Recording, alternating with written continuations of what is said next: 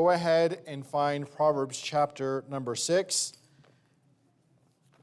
This evening, Proverbs chapter number 6. And we're moving right along in the book of Proverbs. I think we're moving a little faster than I had anticipated. But it's all good all the same. Privileged to be up here preaching tonight. I want you to imagine with me for just a moment before we stand to read the scripture that the year is 950 BC, and the Queen of Sheba has just come and seen Solomon and is floored by what she saw. The temple there that Solomon builds has been completed, and life there in Jerusalem is just extremely busy and prosperous. Things are going so well. Solomon has a number of sons, but one of them has a particular friend that we would call him today a car guy, except he was a chariot guy, I guess. And he and Solomon's son are down near the gates of Jerusalem where business would typically take place. And his friend spies a chariot. And this isn't just any everyday chariot. This chariot would have been one of the ones that maybe Solomon's army would have got imported hardwood, bronze and iron fittings, leather suspension. I mean, come on.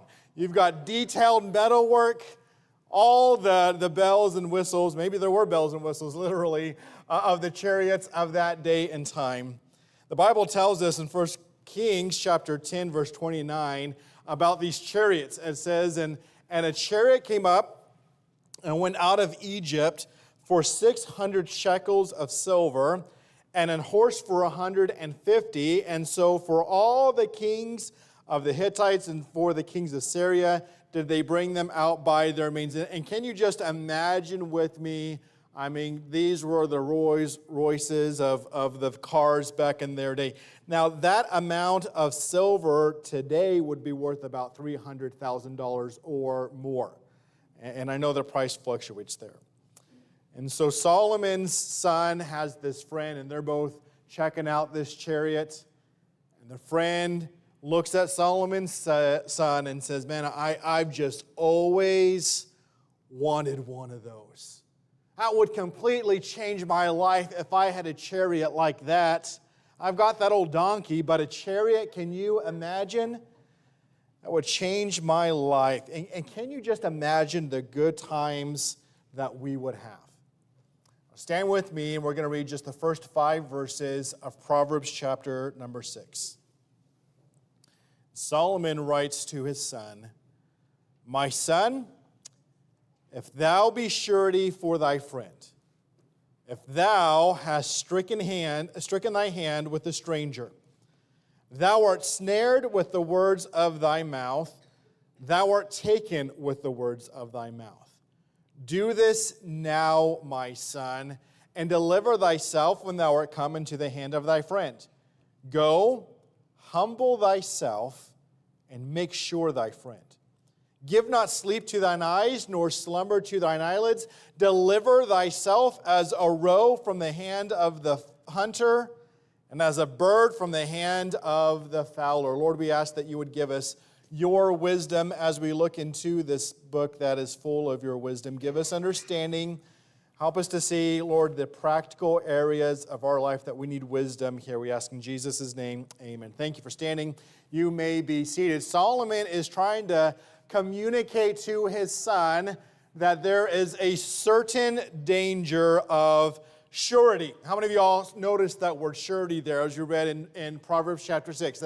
That's a term that we use the meaning of often, although we may not use the word surety very often. And rather sometimes than make decisions out of just God's wisdom, sometimes we make decisions out of peer pressure or because we don't want to offend our friends. How many of you all have ever been in a situation like that before? Maybe you're there and you're ordering food at a restaurant and they're getting something maybe a little pricier and you weren't going to, but you kind of feel the pressure, and so you give in. And if you can go back to that opening illustration, you can imagine Solomon's son here, and the friend of Solomon's son, rather, can't really afford that chariot, but his friend has a rich dad. I mean, no one was richer than Solomon. No one had riches like him.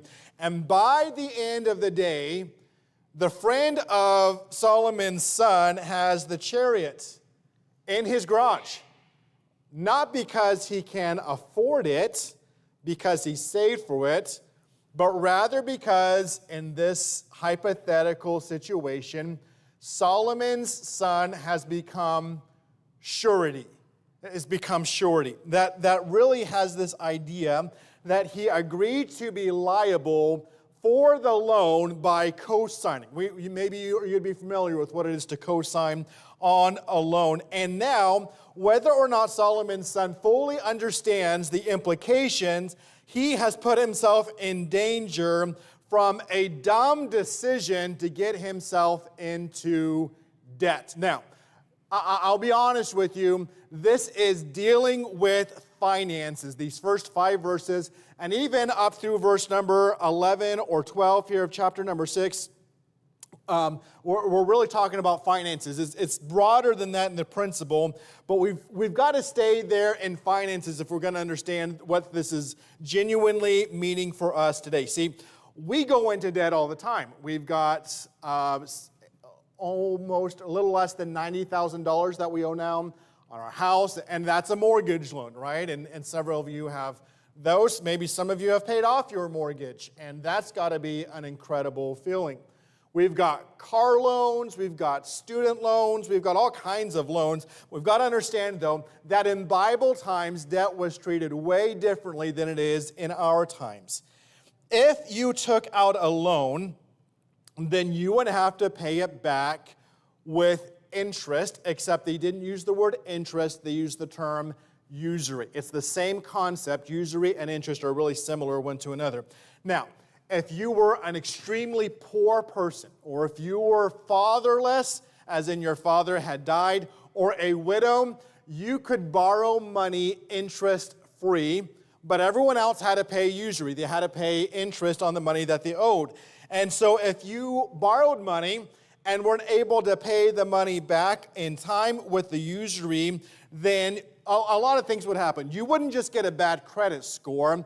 What could hypothetically happen is you could be sold into slavery for up to 6 years if you were a Hebrew person. And so God had a lot of laws here, and maybe you've read through some of them in your Old Testament concerning slavery. One of the biggest causes, or one of the main causes of slavery, would have been someone being unable to pay back their original loan with usury, the loan plus interest as we'd put it today. So Exodus chapter 21, verse 2, there's a law concerning servants here, and it says, if thou buy an Hebrew servant, okay, so someone has to go, they're unable to pay off their debt, they go into slavery for another Hebrew man. 6 years shall he serve, and in the 7th year he shall go out free for nothing. Now there's a lot that we're not going to get into about the year of Jubilee and all that stuff, but just understand that it's not just an individual that could go into slavery. Sometimes the borrower that couldn't pay the money back, he had to sell himself and or his family into slavery if it was a big enough problem. Think about the widow in Elisha's day. 2 Kings chapter 4, verse 1. And we're not going to get into the whole story. I'm just going to cross-reference this point. Now, there was a certain widow, woman, of the wives of the sons of the prophets unto Elijah, saying, there cried a certain woman of the wives of the sons of the prophets unto Elisha, saying, thy servant, my husband, is dead, and thou knowest that thy servant did fear the Lord. And the creditor is come to take unto him my 2 sons to be bondmen. You're going, whoa, that's crazy. Now, they would have been fatherless, and so there's elements of this that are just breaking the law in the first place. But understand, because this woman was unable to pay back the loan, now the creditor, that's the person that we would call the lender, the man that allowed them to borrow his money, now he's coming for her 2 sons to make them slaves for up to 6 years. It's a really intense situation there. Now, there were laws protecting how a slave could be treated, but these laws weren't always followed. So, in the days of King Zedekiah, Jeremiah directed Israel to make a covenant with God that every Jewish man would let their Jewish slaves go for free. All right? They knew that they were doing wrong. And so Jeremiah, in Jeremiah 34, verse 10 and 11, says, "Now, when all the princes and all the people which had entered into the covenant with God heard that everyone should let his manservant and everyone his maidservant go free, that none should serve themselves of them anymore, then they obeyed and let them go." All right, because they realized that they weren't doing right. They had a covenant with God. Verse 11, "But afterward they turned and caused the servants and the handmaids whom they had let go free to return and brought them into subjection for servants and for handmaids." So they were they had these slaves, these servants that were serving them because they owed money to their masters. Now they let them go, and they said, we're just kidding, come back. All right, so this was even more of a dangerous situation here because you were hoping that the person that you had to work for, that he would fear God and that he would do what is right. This wasn't the only time the laws were broken. Even if the law wasn't abused, the borrower would be put into a difficult situation. Today, in my wife and I's Bible reading, we're reading through the book of Nehemiah right now. That's where we're at in our Old Testament Bible reading. And Israel is rebuilding the wall with Nehemiah. And I read this, and it kind of stuck out a little bit in Nehemiah chapter 5, verse 3. "Some also there were that said, we have mortgaged our lands, vineyards, and houses that we might buy corn because of the dearth." Okay, so they mortgaged it. It's like they're getting a second mortgage on the house, if you will, and they're giving it to some other Jewish people there. There were also that said in verse 4, "We have borrowed money for the king's tribute, and that upon our lands and vineyards. Yet now our flesh is as the flesh of our brethren, our children as their children. And lo, we bring into bondage our sons and our daughters to be servants, and some of our daughters are brought unto bondage already. Neither is it in our power to redeem them, for other men have our lands and vineyards." So what happens here, long story short, is Nehemiah gets really upset, and he comes and talks to these people and says, "Shame on you for doing this to the Hebrew people. And the Hebrew people have sold their stuff to come here and work on this wall. Shame on you for taking advantage of the situation." They end up letting them go. It's Old Testament times. A little bit of the Wild West there, wasn't it? As far as who you just didn't want to go into debt. I mean, it wasn't so you could pass Financial Peace University. You just knew there was some difficulties coming if you were sold into slavery. That continued. Now, I know this is a little bit of academic for a while, but stick with me here. That continued into the New Testament. Remember Jesus talking about the parable of forgiveness? And that one guy owed his master an insurmountable amount of money, and the master says, "I forgive you everything." Now notice what the master said here, because it's showing that they could have been sold into slavery. New Testament, Matthew 18, verse 23. "Therefore is the kingdom of heaven likened unto a certain king, which would take account of his servants. And when he had begun to reckon, one was brought unto him which owed him 10,000 talents. But for as much as he had not to pay, the Lord commanded him to be sold, and his wife, and children, and all that he had, and payment to be made." What's happening here?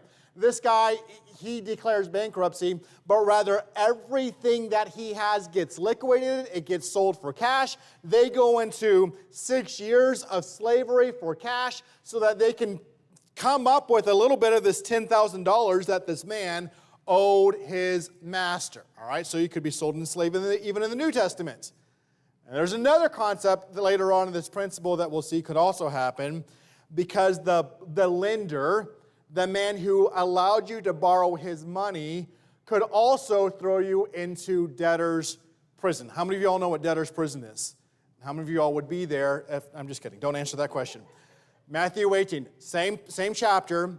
A little later, remember, that man's forgiven, and then he goes, But that same servant went out in verse 28 and found one of his fellow servants which owed him 100 pence, and he laid hands on him and took him by the throat, saying, Pay me that thou owest.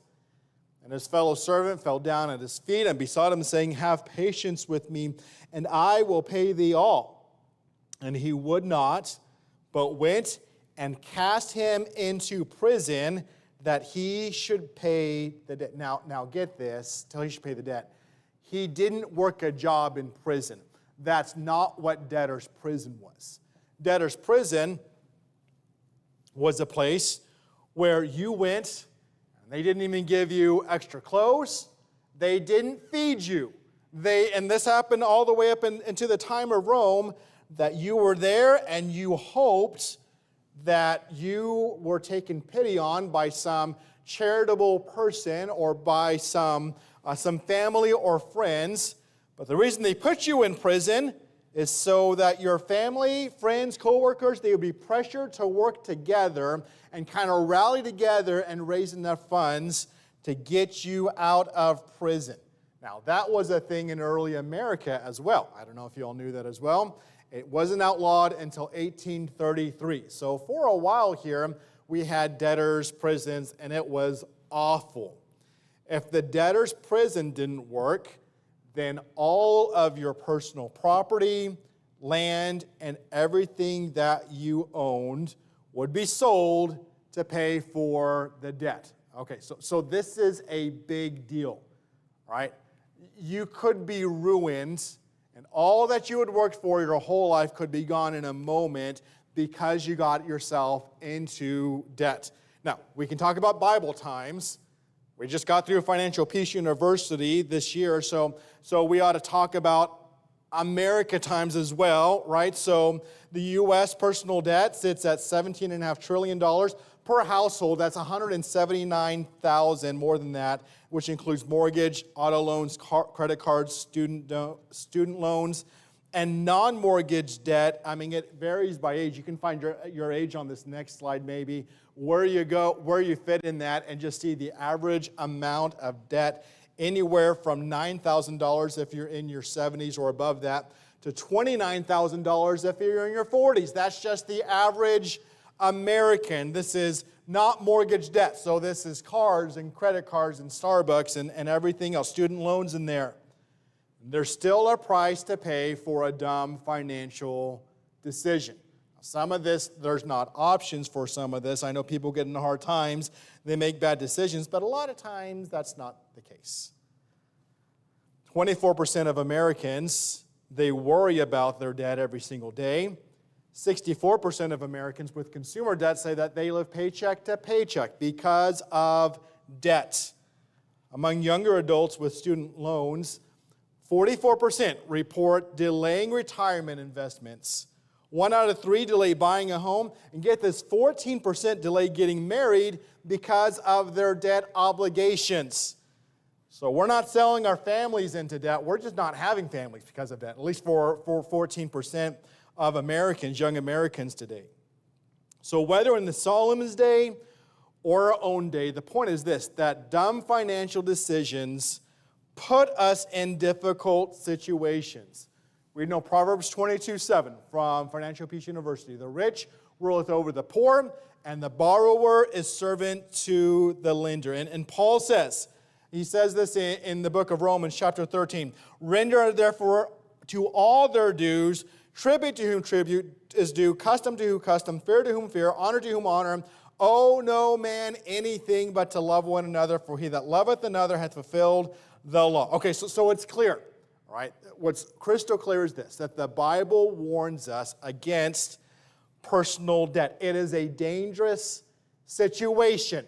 And we can definitely take that from Proverbs chapter number 6. At least that's where I thought the chapter was going. But he's not dealing with personal debt here. Look at verse number 1 and verse number 2 again.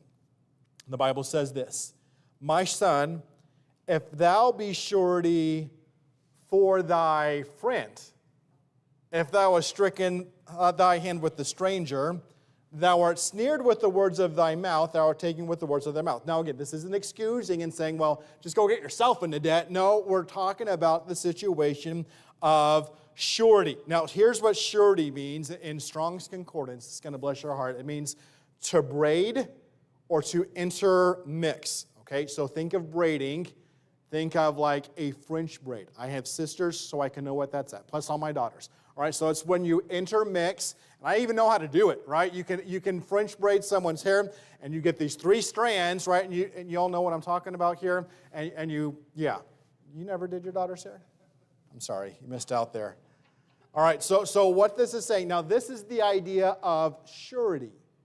All right, and that it's being mixed in. It's being intermixed and woven together where you had 2, and now it's as if it is one and the same. Acting as a surety or a cosigner of a loan was a binding legal and personal obligation that locked you into an agreement. Here's what it does.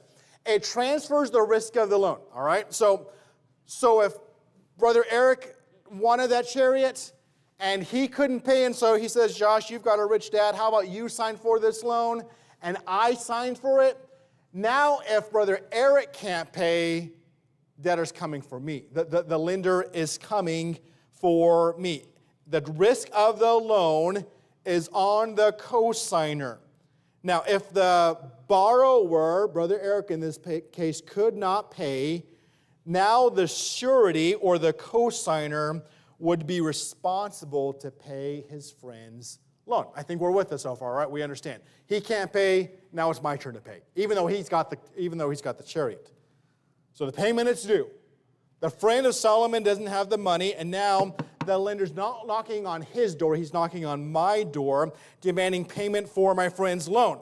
And here's what's interesting, is the lender would skip his house, and there's historical record that proved this, that they wouldn't even go to the borrower's house. They would go to the cosigner's house because they knew the borrower didn't have any money.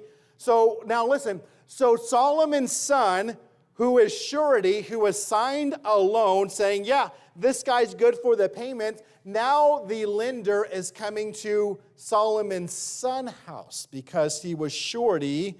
So if you didn't have money, then you and your family are selling everything that I have to pay for his chariot. And beside that, we have to sell maybe ourselves for up to 6 years of slavery, or we're going to debtor's prison, all because, here's what's happened, I struck hands with a stranger. This third-party lender that's got the money, or that owns the chariot that's selling it to us, now I have to pay up to him because of that. In the Greco-Roman area even, the surety, the cosigner, would be forced to pay, get this, while Eric walked free. Now, it doesn't seem right. I had to double check my sources to make sure I understood that correctly. But as far, and like I said, all these commentators and historians back in the day, they verify that even though it was his chariot, because I'm the surety, because I'm the cosigner on the loan, I'm the one that has to pay, and he gets away for nothing. All right. There's a lot of money talk. There's something here for us, though, as well, besides just not co-signing loans, right? So despite the certain danger of a surety, there were still a lot of people that would strike hands, that's like going for a handshake, and become surety for their friends. And you would ask, well, why would you do that? Because if your friend asked you to back him up for a purchase in the city gate where all these transactions would take place, and if you said, no, I'm not going to back you up, I don't believe you, it's kind of rude, isn't it? You're making yourself look cold. Or maybe you're going to be accused of being unfriendly. And the friend that wants this item, this chariot, he's optimistic and he promises that he's going to pay off the loan. But because you're unwilling to make a hard decision and offend a friend who wants you to agree to his loan, then you're putting yourself in danger. Proverbs chapter 6, verse 2. Thou art snared with the words of thy mouth, thou art taken with the words of your mouth. So here's what Solomon says, son, you're trapped. Not you're going to be trapped. You're already in the trap. You're caught with the words of your mouth. You shook on the deal with the lender, and you are in danger of being thrown into prison. Here's one of the things we need to understand from this text, that bad decisions that are made with the best of intentions can still land you in difficult situations and even in debtor's prison. Okay, can I say that again? That a bad decision, even though I had the best of intentions towards Brother Eric, it was a bad decision on my part, and now I'm in a difficult situation. Now I'm being hauled off to prison. Now I'm having to sell my possessions here because I had good intentions, but I made a bad decision. Or you could say you didn't realize what the decision would cost you. It doesn't matter. You signed the loan. You struck hands with a stranger here. Now you've still got to pay. What Solomon is telling us here is that ignorance and innocence are not one and the same. Ignorance is not the same as innocence. Okay, so you could be going down Grand tonight, and without even paying attention, you're doing 50 miles an hour. The lights come on, and some of Ponca City's finest pull you over, and you say, I just didn't know. The officer's going to say, oh, I understand. No, you're going twice the speed limit on Grand Avenue. It's 30, and so you're going 20. You're going at least 20, 25 over. You're still going to get a ticket, whether or not you saw the sign, because ignorance and innocence is not the same. How many of y'all have gotten those ads for Amazon Prime? Some of y'all might be Prime members, but we don't have it here at the church, and so every time we buy something on Amazon, which is fairly often, we try to get the $35 minimum for free shipping, and then they say, would you like to sign up for a free 30-day trial of Amazon? You get Amazon Music, and it does not matter if you meant to or not. If you click yes, and you don't pay attention to all those emails that they're going to give you, you're going to get a monthly Amazon Prime fee, because ignorance is not the same as innocence. And in the text, it seems that Solomon's son says, whoops. Did you see that? Verse number 3. Do this now, my son. Okay, so what happened? He says, funny you should mention that, Dad, because just yesterday, what are the odds? Just yesterday, I struck hands with a stranger, with my friend on the chariot. And so Solomon looks at him very seriously, and he says, do this now, my son, and deliver thyself when thou art come into the hand of thy friend. Go humble thyself and make sure thy friend. Give not sleep to thine eyes, nor slumber to thine eyelids. Deliver thyself as a roe from the hand of the hunter, and as a bird from the hand of the fowler. Solomon isn't just saying that you need to stay away from surety. Now it's too late. He's made a dumb decision with money. So here's what Solomon says, that there was an urgency for a remedy of a bad decision. All right, look, we already read those verses. So he says, do this now. I'm going to summarize some of this for the sake of time. He says, what I'm about to tell you, son, it cannot wait. No, don't go sleep on this decision. I don't know what time of day it was, but I would imagine that maybe it's after dinner time, and the father and son are having the conversation, and the son is going to sit, and he's super tired from everything that he had done that day, and he says, go deliver yourself, get yourself out of this situation, no matter what it costs. So, some of the Hebrew that studied out means this, that you're going to go make yourself weary with all the effort that you're going to put into this. Deliver thyself. Get yourself out of the situation when you come to the hands of your friends. You have handed your livelihood, whether or not you meant to, you've handed your livelihood over into the hand of your friend. You're making promises on the future that you can't control. Proverbs 27 says, boast not thyself of the morrow, for thou knowest not what the day may bring forth. And those who you thought were your friends probably aren't going to have your back when life gets tough. And you've handed yourself over to an unmerciful creditor who is not going to hesitate to throw you into prison. So here's what he says. Don't hesitate. Don't sleep on this. Get yourself out of debt right now. Go immediately and beg for forgiveness. Humble yourself. No, those that have studied out this text and all the nuances of the Hebrew have this idea. I'm not going to do it for the sake of embarrassing myself, but they say grovel. That you're going to get on your hands and knees, kind of like we saw in the Matthew passage, and say, just if you give me just a moment, I'm going to work this out. I was not wise here. I made a bad decision, and I want to get out of this suretyship. Is there any way that I can do that? Humble yourself, but get out of this responsibility. Do everything in your power to get out of the snare right now, and don't rest until it is done. Regardless of the day or time, says, deliver yourself as a roe from the hand of a hunter and as a bird from the hand of a fowler. Okay, so just imagine a bird or any animal. Some of y'all have been hunting before. Some of y'all have gone up while you're hunting and have scared an animal. How many of y'all have done that before, right? And that animal's not just relaxed about that. I mean, if you scare some of these animals, they are out of there.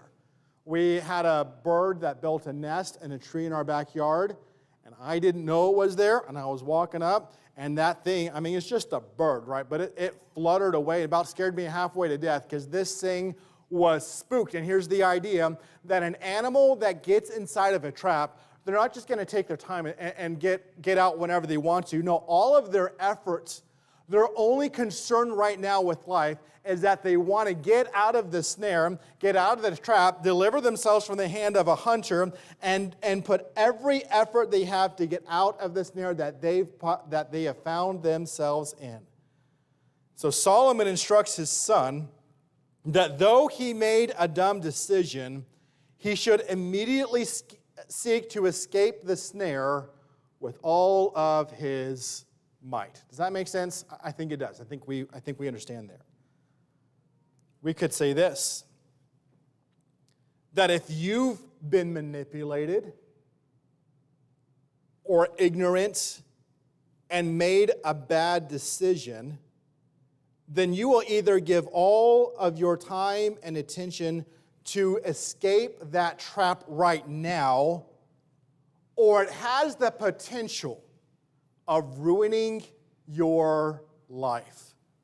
So if you're in debt financially, right, and we've been through this with financial peace, then you need to be and have that gazelle intensity, which is brought from this verse, Proverbs 22, verse 6, to get out of debt as quickly as possible. If you've co-signed on a loan, then you need to seek to undo that if it's possible. And it doesn't matter if you are ignorant of what it could cost you. It doesn't matter if you're going to offend a friend. You either do whatever it takes to get out right now, or you're going to come into greater ruin later. And finances are important, but finances aren't the only area of life that we're lured into making bad decisions by evil men. I think of all kinds of situations where you may be the victim of being lured into participating in another man's wickedness. Maybe you signed as a surety. Maybe you willingly chose to participate. Maybe sinners enticed you and you consented. Realize that though they manipulated you, you may be the one that ends up holding the bill. And ignorance still has to pay for wrong choices. Life is full of traps, Solomon is teaching his son, that have been laid by wicked men. Men that really aren't seeking your good. All right, so you need a car. And you go down to Heather Cannon Honda or whoever owns the Ford dealership now. And you are convinced by these salesmen that you can really afford a $100,000 King Ranch pickup truck, right? Now you're going to say, there's no way that I can afford that. That's more expensive than my house. And so they coerced you into signing it. But get this, ignorance is not the same as innocence, and you're still left with the bill. Maybe you were talked into signing a $40,000 student loan for a degree that didn't get you the job that you wanted. That happens all the time. And you say, well, they sold me a bill of goods and didn't deliver on what they promised me, right? But guess who still has the student loan debt? It's the person that signed the bill, even though you were tricked into it. I don't know anyone personally that builds casinos, but if you play, then you're going to have to pay. And even though they tell you it's just going to be a good time, no matter what it costs you, the house always wins. I don't know anyone that works at Budweiser or that produces any kind of addicting substance, but if you drink alcohol, if you smoke cigarettes, then you're accepting the destruction that is going to cause you and your family. And you can say, I just didn't realize how much this is going to cost me. But ignorance, Solomon says, is not the same as innocence. You're still aloft with the bill. I don't know anyone that takes and publishes pornographic images. But if you linger and look, there's a price of destruction for participation. Solomon is teaching us here that ignorance and innocence are not the same, but the surety, the one that consented to the sin or to the foolish decision, is stuck with the debt to be paid, and there is a price to be paid for consenting. I don't know a lot of people that are just out here, wicked men, that are going around in your life, laying a trap here and a trap here. I don't know anyone that just goes and plants flirtatious coworkers at your job site. I don't know anyone that hacks into your algorithm on social media and puts some alluring image there. I don't know people that whisper into your mind how that you're justified in a lie or that your life is really going to be enhanced with smoking or vape or chewing tobacco or alcohol or whatever the lie is. But if you participate, if you're surety for a friend, even if you didn't mean to get into all this mess here, ignorance and innocence is not the same. And if you consent, then there's a price to be paid. Solomon's son says, Dad, you won't believe what I just did last night. I'm guilty. I've got myself in a trap. I've signed, I've struck hands with the stranger. Is it hopeless? Now here's what he says. If you're caught in a sin, don't just wallow in your victimhood. Deliver yourself. Now, hold on a second. There are some things that are just too great for you to deliver yourself from. Now, hold on. I understand the element of God's grace that's needed. Do you ever hear the phrase that God helps those that help themselves? Okay?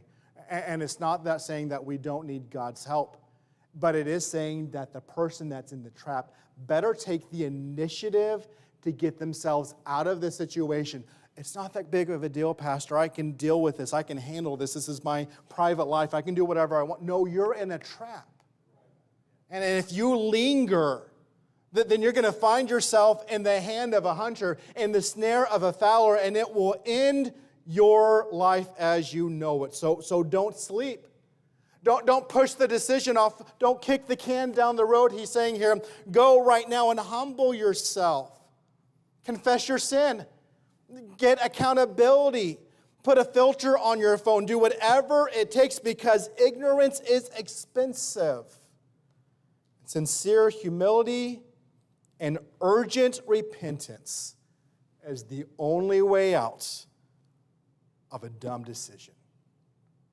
I don't know anyone, self included, that's not made a handful of dumb decisions.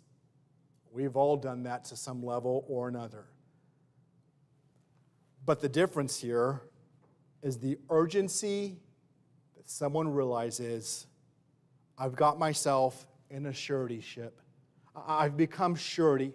I've stricken hands with a stranger, and I don't know what it's going to take, but I'm not going to allow myself to rest. Nothing else is more important than I get myself out of the situation that I'm in right now. Oh, it might seem fine right now to Solomon's son, but Solomon, who's got God's wisdom, says this: no, you think you're fine and everything's going well between you and your friend, but if you don't get out right now, you're going to end up in debtor's prison. Everything that you've lived for and worked for is going to be gone, because ignorance and innocence are not one and the same